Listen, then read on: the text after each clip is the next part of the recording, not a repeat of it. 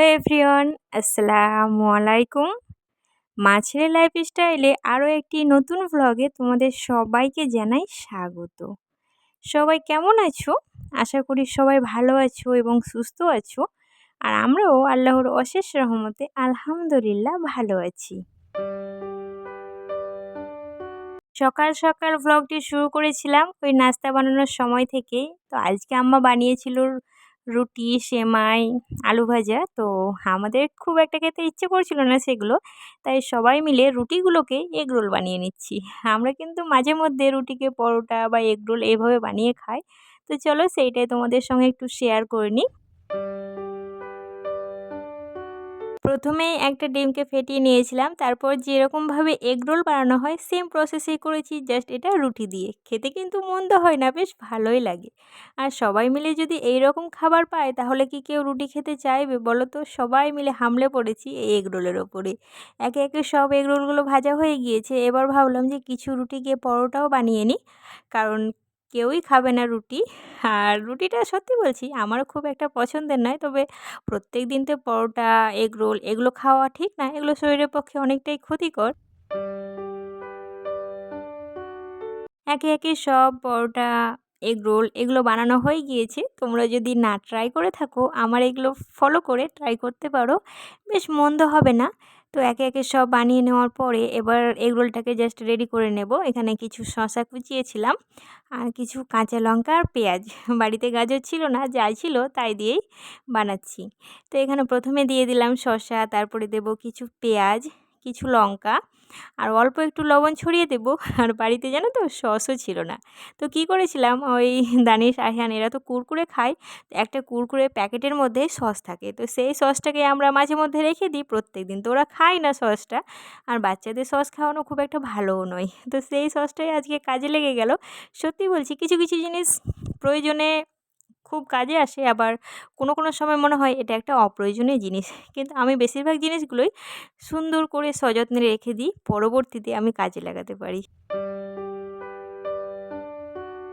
এই যেমন ধরো সসটা, এখানে সবাই মিলে খেতে বসে গিয়েছি। আমার দানিশ পাপা একদমই এগরোল খেতে চায় না। ও দোকানেরও খায় না, আবার বাড়িতে বানালেও খায় না। কিন্তু পরোটা খেতে ও ভীষণ ভালোবাসে। তবে কোনো সবজি নেবে না জানো, ওই চিনির শিরা দিয়ে খেতে বেশি পছন্দ করে। এই ভিডিওটা মোটামুটি ওই 10টা থেকে 10:30 নাগাদে বানানো। তো দানিশ খুব বিরক্ত করছিল, তাই ওকে আমি একটা কালারফুল প্লেটে কিছু কালারফুল বিস্কিট দিয়েছিলাম, যেন ওর মনটা বেশ খুশি হয়ে যায়। কারণ ও আমার কাছে চকলেট চাইছিল, আর চকলেটটা আমি সবসময় দিতে চাই না। এখানে বারবান, জেলি এসব বিস্কিটগুলো খাচ্ছিল। তার সাথে ও একটা 10 টাকা চকোজের প্যাকেটগুলো নিয়েও বসেছিল, কারণ ও আবার দুধে ভেজানোর থেকে শুকনো খেতে বেশি পছন্দ করে। বাড়িতে আজকে ছিল খাওয়া দাওয়ার জমজমাট আয়োজন। আমরা সবাই মিলে যখন থাকি সবসময় হই হই করে দিনগুলো কেটে যায়। আজকে জিজু সকাল সকালে হাতে করে নিয়ে চলে এসেছে একটা 1200 ওজনের ইলিশ।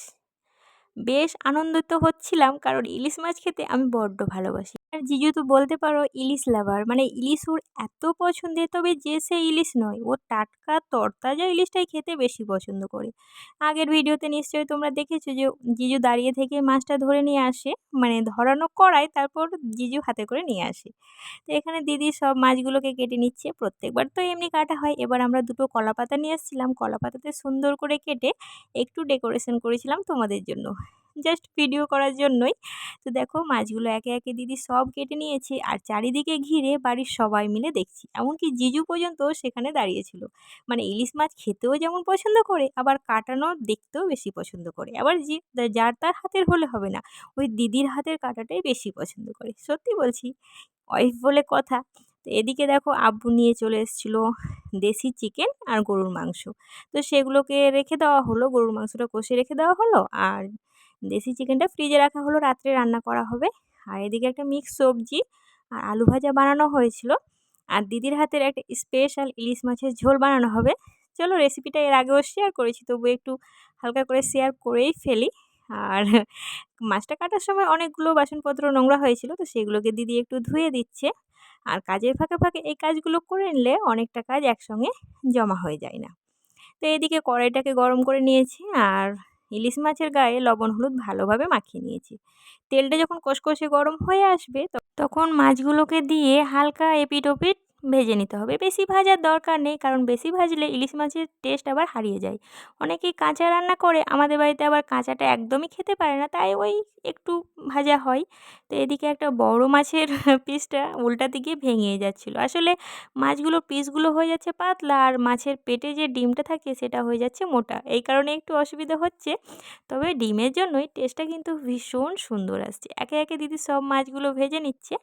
তো আমার ভিডিওটা এই পর্যন্ত দেখতে দেখতে যদি তোমাদের একটু ভালো লেগে যায়, তাহলে অবশ্যই একটা লাইক করো, কারণ তোমাদের একটা লাইকই পারে আমাকে আরও বেশ কিছু সংখ্যক মানুষের কাছে পৌঁছে দিতে। আর প্লিজ তোমরা একটা সুন্দর কমেন্ট করো, কারণ তোমাদের একটা সুন্দর কমেন্টই আমাকে পরবর্তী ভিডিও বানাতে অনেক বেশি মোটিভেট করে। আর চ্যানেলটিকে সাবস্ক্রাইব করে পাশে থেকে যেও। আর যারা এই কাজটি আগে থেকে করে ফেলেছো তাদেরকে অসংখ্য অসংখ্য ধন্যবাদ। আর তোমরা পাশে থাকা বেল আইকনটি অবশ্যই অল করে রাখিও, কারণ যখনই কোনো ভিডিও আপলোড করব সঙ্গে সঙ্গে নোটিফিকেশান তোমাদের কাছে পৌঁছে যাবে। আর তোমরা যখন ফ্রি সময় পাবে আমার ভিডিওগুলো দেখে নিতে পারবে। দেখো আমার মাছটা অলরেডি রান্না করা হয়ে গিয়েছে। ঝোলটা দেখেই বুঝতে পারছো যে কতটা লোভনীয় হয়েছে। খেতেও কিন্তু দুর্দান্ত হয়েছিল। আর এই ঝোলটা খেতে বাড়ির সবাই ভীষণ পছন্দ করে। আমরা তো ঝোলে ডুবানো মাছ খাবো না, আমরা খাবো ইলিশ মাছ ভাজা, তার সাথে কাঁচা লঙ্কা ভাজা, আর যে ভাজার তেলটা আর অল্প একটু লবণ ভাতে ছড়িয়ে দেব, তারপর কাঁচা লঙ্কাটাকে চটকে চটকে মাখবো। আহা, সেই স্বাদ দুর্দান্ত লেভেলের। এখনও যারা এইভাবে ট্রাই করোনি তারা অবশ্যই ট্রাই করো, আমার মতো তোমরাও ভীষণ মজা পাবে। আমি তোমাদের জাস্ট ভিডিও দেখাই, তোমাদেরকে কিছু খাওয়াতে পারি না। সত্যি বলছি, তোমরা যদি আমার বাড়ি আসো না, তাহলে তোমাদেরকে সুন্দর সুন্দর খাবার বানিয়ে খাওয়াবো। এবার চলো আমার সুন্দর সুন্দর দিদিবোনেদের কিছু কমেন্ট পড়া যাক। রাফসান আরফান মম ব্লগস থেকে কমেন্ট করেছেন, উনি নাকি আমার বড় ভিডিওতে কমেন্ট করতে পারছেন না। কেন জানি না কমেন্ট করা হচ্ছে না, তবে পারলে অবশ্যই করো, ভীষণ ভালো লাগে তোমার কমেন্টগুলো। সাথী সেলিম লাইফস্টাইল থেকে কমেন্ট করেছেন, মোনালিসা অ্যান্ড রাজা মিক্স রান্না আসমা থেকে কমেন্ট করেছেন। যারা যারা কমেন্ট করেছেন তাদেরকে অসংখ্য অসংখ্য ধন্যবাদ। আমার খুব ভালো লাগে যখন কেউ আমাকে কমেন্ট করে। তো এদিকে আমার মাছ ভাজা অলরেডি হয়েই গিয়েছে, এবার জাস্ট খেতে বসবো। তো আমরা এখন খাই। তো আজকের ভিডিওটা এখানেই শেষ করলাম। আল্লাহ হাফিজ।